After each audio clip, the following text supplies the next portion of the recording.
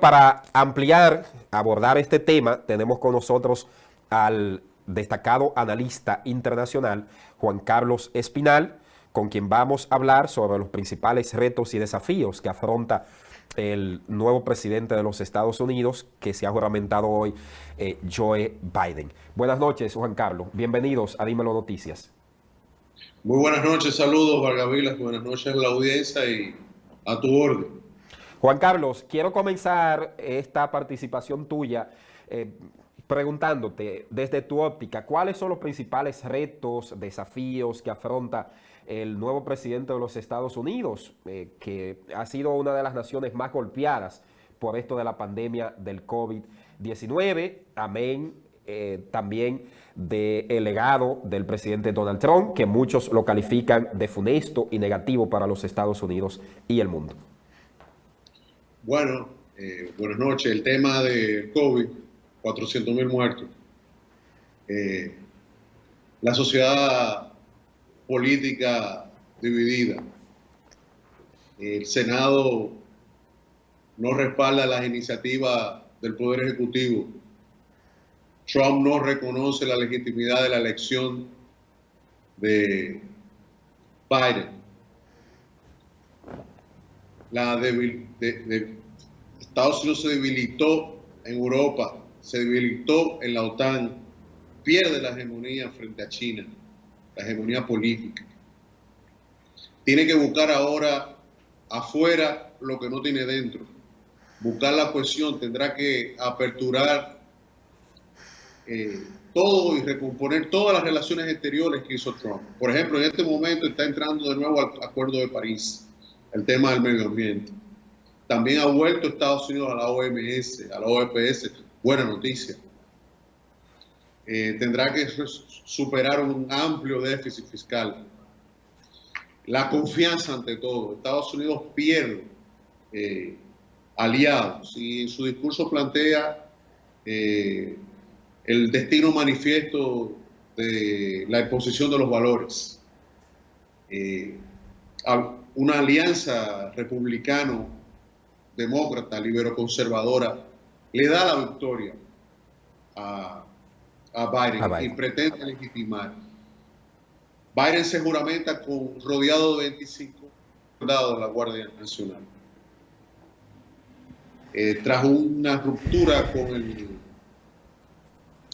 el hilo constitucional, asalto al Parlamento, que provocó que hoy la juramentación parecería como un día de luto, porque en realidad es un día de luto más que una juramentación para un presidente. ¿Significa esto, Juan Carlos, que Estados Unidos prácticamente pierde con esto su hegemonía imperialista frente a las demás naciones y América Latina principalmente? La pierde desde el punto de vista de los mercados. Tendrá que reconstruir todo lo que es el mercado con China.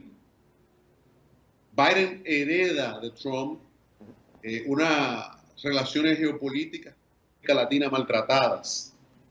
Trump se dedicó a hacer golpe de Estado en América Latina, da un golpe de Estado en Brasil, persigue presidentes en Rafael Correa en Ecuador, da un golpe de Estado a Evo Morales, desestabiliza Europa, desestabiliza Asia, crea toda una confrontación y judicializa las elecciones norteamericanas.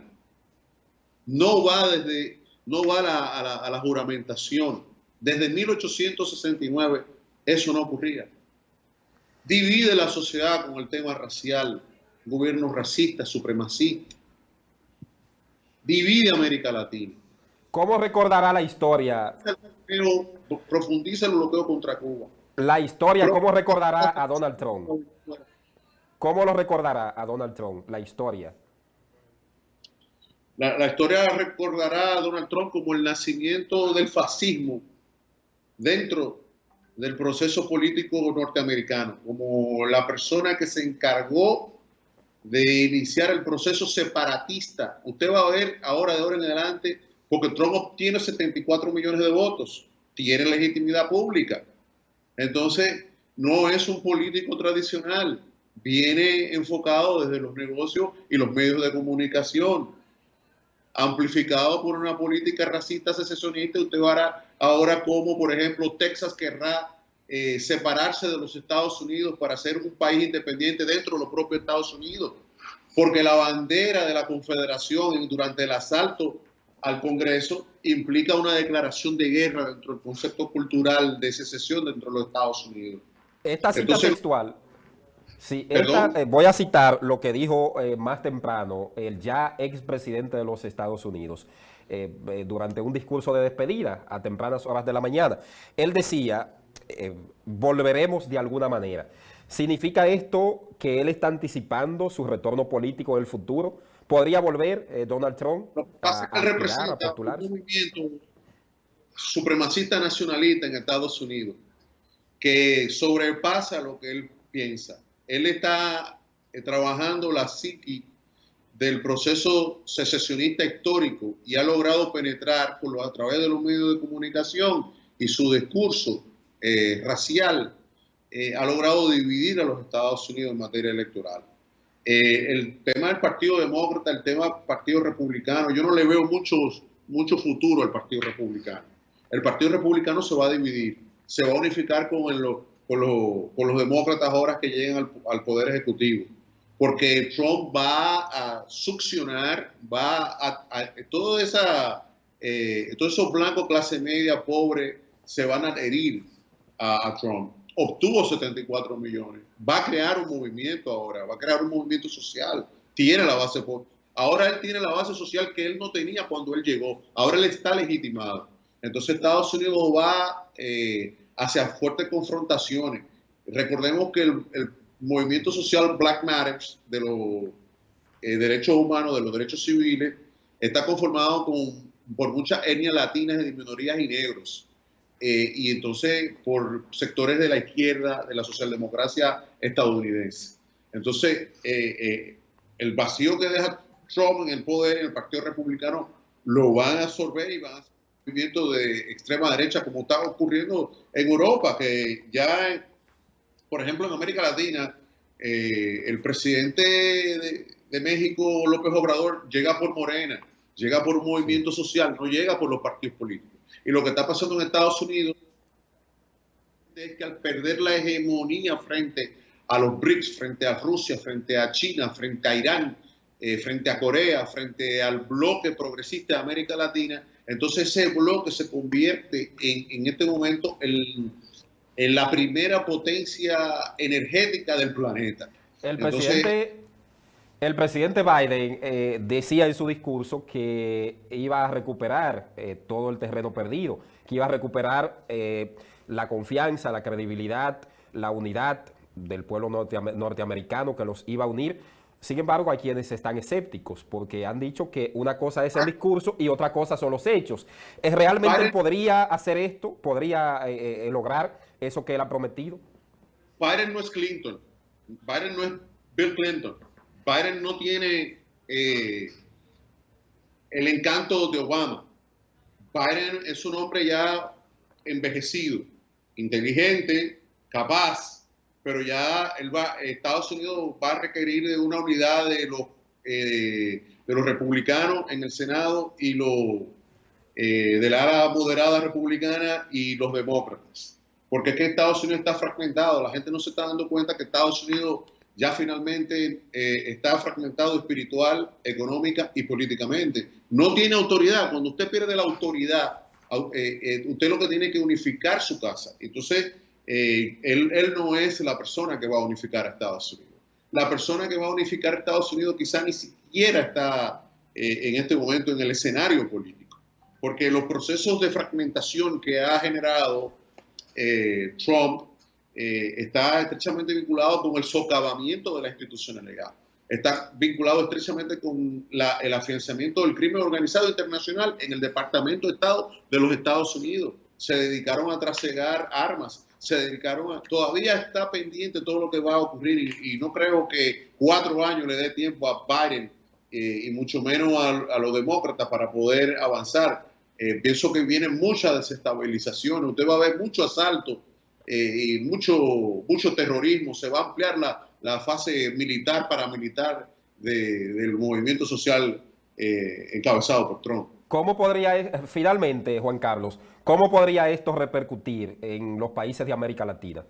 Esto que usted acaba de decir, de que se va a Ya lo ampliar. estamos en República Dominicana, que hay un toque de queda, eso es una doctrina militar de carácter norteamericano imperialista.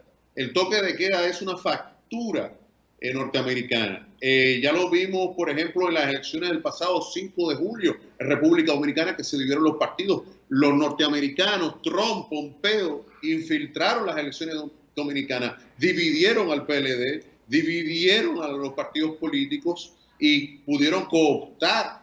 Y, por ejemplo, usted tiene que saber que Giuliani es el asesor en seguridad, en materia de seguridad, del presidente de la República, Luis Abinader. El presidente de la República, Luis Abinader, apoya las sanciones a Cuba, apoya el bloqueo a Cuba, apoya el bloqueo a Nicaragua, apoya el bloqueo a Venezuela.